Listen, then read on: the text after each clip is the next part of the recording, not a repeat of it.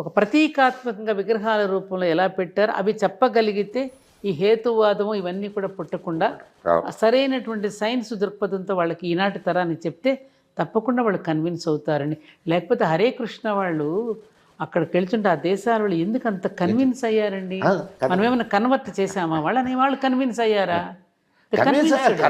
ఇప్పుడు మనం కన్వర్ట్ చేసే విధానం మనకు లేదు కదా. లేదు అసలు కాదు కదా. అలాగే నెమ్మదిగా ఈ మొగ్గలన్నీ విచ్చుకుంటాయి. దేనికైనా సమయం రావాలి. ఇప్పుడు కబీర్ దాస్ చెప్తాడు, సౌగడ పానీ సీంచే ఋతు ఆయి ఫల్ హోయ్ అంటాడు. అవును, మీరు 100 కడవలు నీళ్లు పోసినా ఆ ఋతు వస్తేనే పళ్ళు కాస్తాయి, అంతేగాని. బాగా చెప్పాడు, కరెక్టే. ఆ ఋతువు రావాలి. వస్తున్నదమ్మా ఆ సమయం. శుభ పరిణామాలు కూడా ఒకవైపు నుంచి గోచరిస్తున్నాయి. వాటికి ఆహ్వానం పలుకుతూ ఈ చెడును వదిలించుకోవడానికి కావలసిన